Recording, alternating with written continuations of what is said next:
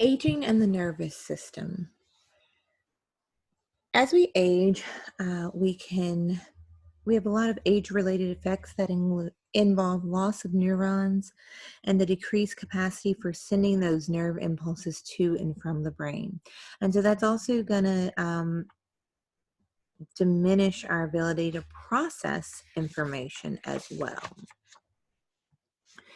We have some other effects in the nervous system that will include decreased conduction velocity, our voluntary motor movements slow, and our reflex time also increases. There are also some degenerative changes and disease states that can involve the sense organs, altering your vision, your hearing, taste, smell, and touch. And we'll discuss those more so when we talk about the actual special senses. Now, our disorders here, we have 3 common disorders of the nervous system we'll talk about in this portion. The cerebrovascular accident or strokes, a CVA, the transient ischemic attack or TIA, and Alzheimer's disease. All right, so cerebrovascular accidents or strokes, also known as CVAs, these are the most common brain disorders. And they are classified into 2 principal types. Ischemic, which is the most common type, and ischemic is due to decreased blood supply. So the word ischemic means cutting off or decreasing the blood supply to an area. So that ischemic stroke or a hemorrhagic stroke, and this will be due to a blood vessel in the brain that burst. Common causes of your CVAs. Common causes of CVAs include, and these are just common causes, so this is not everything, but common causes include intracerebral hemorrhage,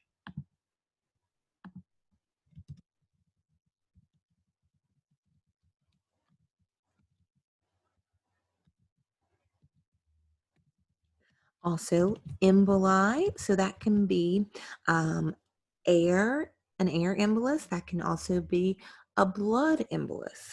Anything that is traveling through the vessel that should not be there, so other than the blood or chemicals that gets lodged at some point in the narrow vessels would be an emboli. And also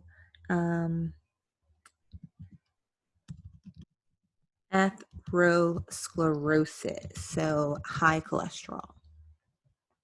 These are our common causes, or 3 of our common causes for CVAs.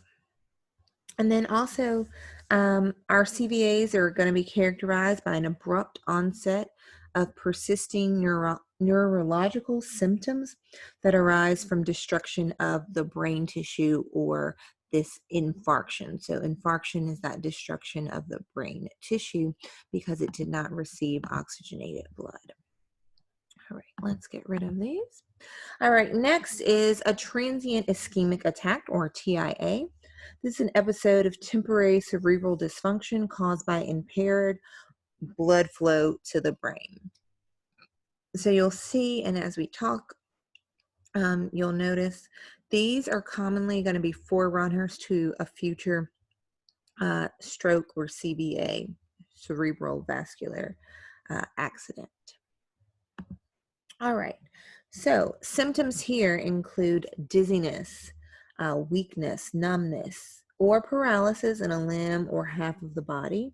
You can see drooping of one side of the face, headaches, slurred speech or difficulty understanding speech because we can't integrate and process, or it might be actual motor, and then or partial loss of vision or a double vision. So onset is generally very sudden, and it usually is temporary, only persists for a few minutes, and it rarely lasts as long as 24 hours. So we said it's this temporary cerebral dysfunction caused by impaired blood flow to the brain. And so that can come from a blood clot, can also be due to atherosclerosis,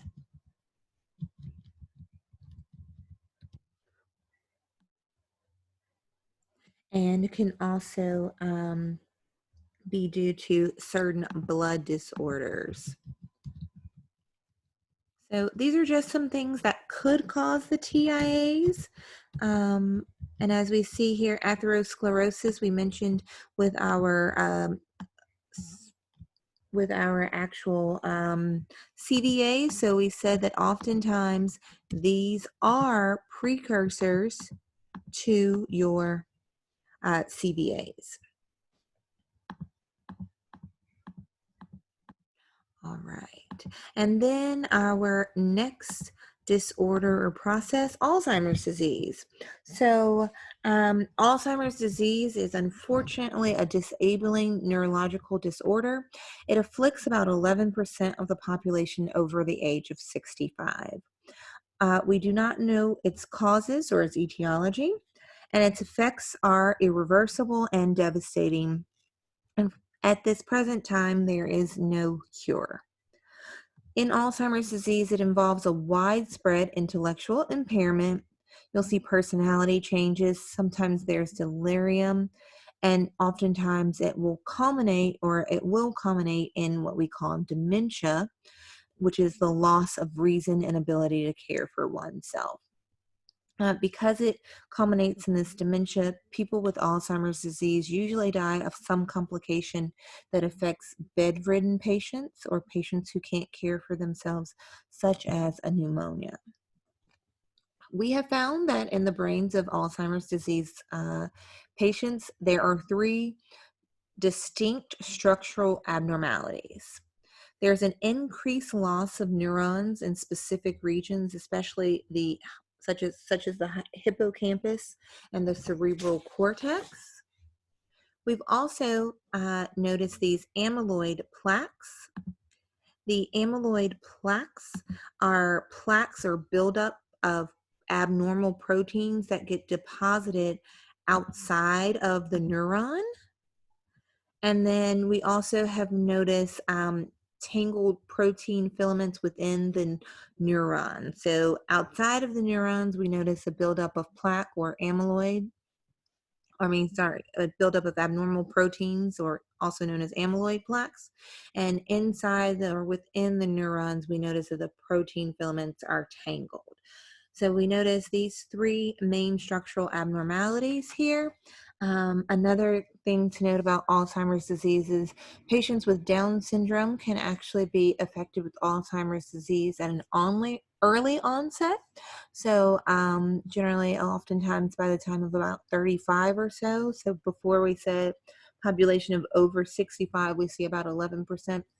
But if a person has Down syndrome, they might see some early onset Alzheimer's around about 35. And we know this because of these structural abnormalities in the brain. So oftentimes with that early onset, it will not have led to dementia yet, but the structural abnormalities are present, as well as some of the other changes that go along. So this will conclude our presentation for chapter 14.